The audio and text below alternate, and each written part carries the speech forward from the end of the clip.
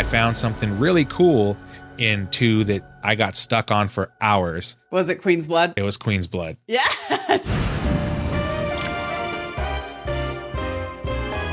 I don't know if we've ever said it on this podcast, but I am a huge fan and player of Magic the Gathering. Now, I haven't played it much since before the pandemic, but before that, for years, I played nonstop. Every weekend, I got together with a commander pod. Wait, what's a commander pod? I haven't actually played Magic the Gathering. I have a lot of theater friends who are into it, but I've never actually played. So there's a variant of the game called Commander. Okay. If you were playing a game of Dungeons and Dragons, we're getting way into nerd territory here. This is definitely nerd zone, but that's okay. Nerds rule the world. If you were playing D&D and you took a break, this was like a card game that was meant to be played in those breaks. It was like a quick thing. Right. However, today, by far the most popular format is this thing called Commander, which is a multiplayer format. Regardless, the point is it's this card game that I've been playing forever and ever. And anybody who knows what it is, you know what it is. Final Fantasy actually made their own physical card game similar to Magic the Gathering. And so there's several of these games that are popular now where it's like this thing where it's a card game, but it's based on lane-based play. So exactly like Queen's Blood, you have lanes and then you have cards that you play to do all kinds of things. And of course, Queen's Blood is a little bit different in how it plays. It's a lot more simplistic, if you ask me. You think Queen's Blood is more simple? Oh, far more simple. I mean, Magic the Gathering is the most complex game on the planet. There's actually an MIT research article written about this if anybody wants to go look for it. And so when I first saw the game, I was like, what is this? And then I went and played it. And after the first time, I was hooked. And I was like, okay, now I can't do anything else because now I have what is functionally a variant of lane-based Magic inside this game. I am stuck here. So for hours, I was playing Queen's Blood over and over and over. And I wasted so much time. That's not a waste of time. It's part of the game. That's awesome. And I promise you, once I beat it, I'm going to go back and play it some more. Now, I don't know if there's some additional content around it. There is. With JRPGs, nothing is throwaway. So there's probably a reason they introduced this game. Yeah. And if I had to guess, somewhere later in the game, this is going to become important. Yeah, there's a cutscene in chapter 4 if you get to a certain level and beat a certain opponent that seems to actually play into the regular story. It seems to. It's hard to know because it's very ambiguous and you can't really tell what's going on. But so Final Fantasy has these history of minigames, right? Oh, yeah. Do you remember Final Fantasy VIII? I was a huge Triple Triad fan. Right. I played Triple Triad with everyone, and I got super good at it and really enjoyed Triple Triad. And then they actually put Triple Triad in Final Fantasy XIV, and it was the greatest thing for those of us who played it in 8 because we got to play it again. And that's a really fun game. They did a great job on that. Yeah, so in 11, they had a similar thing. It was actually a separate game entirely. It wasn't inside of 11, but in the game launcher, you always had the option to launch either 11 or this thing called Tetramaster. Really? There was another thing you could launch? It was another game. It was a mini game that was outside of the game. And that's another one I got lost in too. But I did play the Final Fantasy card game, the physical card game. I played it a couple of times. Which is totally news to me that existed. Spencer said that they sent me some cards with one of my figurines and he threw them in the trash. And I was like, what? Oh, man. Yeah, I remember that. I could at least look at the art, let me look at the pictures, I don't like card games that make me feel like I am doing homework or writing a thesis paper to try to learn how to play them. To me, that's not relaxing. So I typically will avoid complex card games in real life. But when they're in a Final Fantasy, for some reason, I'm all in. Yeah, well, that's the thing, right? And so Queen's Blood, when I saw it, I said, oh, I got to play this.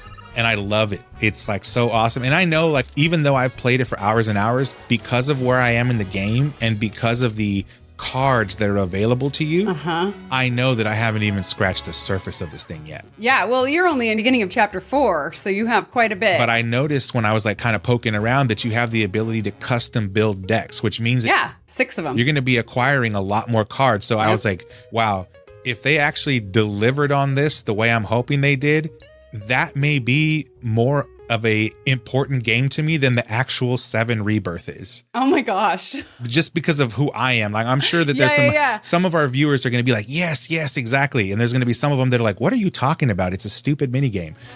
those kind of games are really hard to design. Yes. And even harder to code because it requires a lot of like human logic. Yeah. I was already blown away just seeing what I saw, but knowing where it's going to go or could possibly go, I'm just hoping I'm not like hyping myself up for a big old letdown. No, I think you're going to like it because I'm further in the game than you. And I've been trying to stay away from the internet most of the time as much as possible. But I have heard, because Spencer, my husband, is actually ahead of me in the game, and he has been on the internet quite a bit, and he says that Queen's Blood is like a cult following. Like people are just getting really lost in it like you are, and you're just at the beginning. It happened to me. I'm telling you, like I got lost the other day playing the piano. In Tifa's house. And that was fun. And I was there for like an hour or two just playing that stupid. I'm not even joking. I was playing Twinkle, Twinkle, Little Star on the thing. That's why you're on chapter 4. That's why I'm barely on chapter 4. Right. But then I got caught in Queen's Blood, like you said. And that's why I said we're going to have a whole segment on this because I think it's great. I was stuck. I was actually kind of hoping you hated Queen's Blood because I thought that would make for a much more entertaining conversation. But I can relate, right? So I didn't play Magic the Gathering. I'm not huge into card games outside of the video game universe, but I was into Triple Triad, like I mentioned. And Queen's Blood for me was also incredibly fun. I think it's really fun. I was a little bit worried I wasn't going to be a fan and that as a completionist, that was going to be detrimental to my play because I was going to have to play all these Queen's Blood games in order to, complete the chapters the way I want to complete them. But it turns out that it was super fun, right? So I think it's challenging. I think it's interesting. I think it's also possible to grasp. I like that they simplified it, that there's only 3 rows at least that you start out with and, so many columns. Right. And you can be strategic with your different cards and your earning. I just think it's really well designed, right? It's like a CCG inside of a video game. It's very creative. I should probably be at chapter 5 or 6 by now, but I got stuck in that thing. As soon as my router was back up and I started playing again and I found Queen's Blood, I was just stuck. Yeah. But the thing is, like, when I finished that night and I put it down and I was ready to go to bed, the next thing that came through my mind was like, okay, 7 Remake didn't really catch my eye the first time, but the second time, like, it hooked me. You really liked it.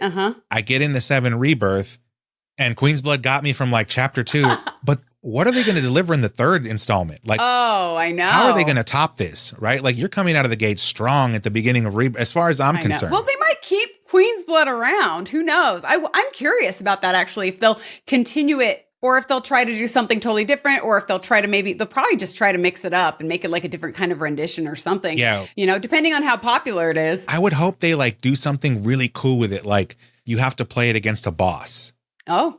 Right. And then the boss has like some insane like deck and strategy. I mean, the 7 story is the 7 story, right? We all know what it is from original 7, although I've forgotten most of it at this point. I think everybody knows that. So that's okay. And it could be different. It seems like there are some differentiating factors. And it's going to be a little bit different. But another thought that came to my mind is it's stupid, but I was like, what would be awesome is like to play Queen's Blood against Ultima.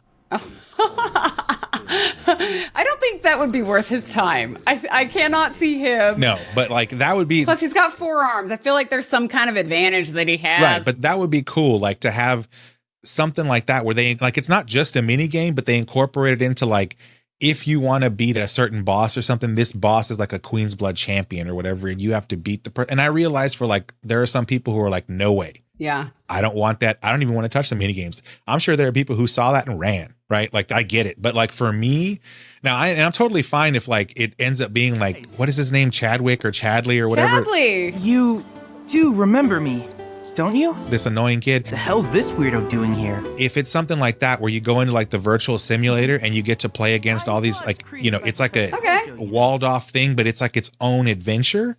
I would love that too, but I would like it if they wove it into like the main game. Maybe like you got to play against Rufus Shinra at some point or something like that, right? Something cool, like not just a token. Like with high stakes, like. Yeah, but I'll just say they've come out strong in chapter 2. Like I'm super excited for this game and like just the card game, yes, but like the whole, where is this 7 Rebirth going? Yeah, I felt the same way. I plan to do an entire episode of just Queen's Blood. Okay, cool. We'll do it some point. It's a fun game. It's actually really fun. What would really make me laugh, but at the same time would be like ultra awesome, is if they introduce the ability to play other people online. Oh. your deck versus somebody else's through the PlayStation servers, that would be nuts. I guarantee you'd have like a good chunk of the Final Fantasy VII Rebirth population who would just be getting on to play that game against other people. Oh, for sure. I have a feeling that I feel like that's coming. This is kind of like their beta test to figure out like, hey, is this thing actually popular? And once they figure out that, hey, it's a hit with people, they're going to release it as a standalone minigame that you can play against other people online. I would not be surprised. I'm hoping, fingers crossed. Just don't put microtransactions in. I was going to say, maybe it'll be a mobile game, but not with microtransactions. I hope not. Although, they're going to charge for like the cool cards. But I could not imagine like going down to an iPhone. To me, that's just too small. Well, I guess we'll see, because it sounds like it's gaining a lot of traction with people who are playing it, myself included, yourself included. So I don't think that this will be the end of Queen's Blood. I think there's more that'll be on the horizon. Yeah, I want to see the detractors. I want to see their comments on it. Yeah.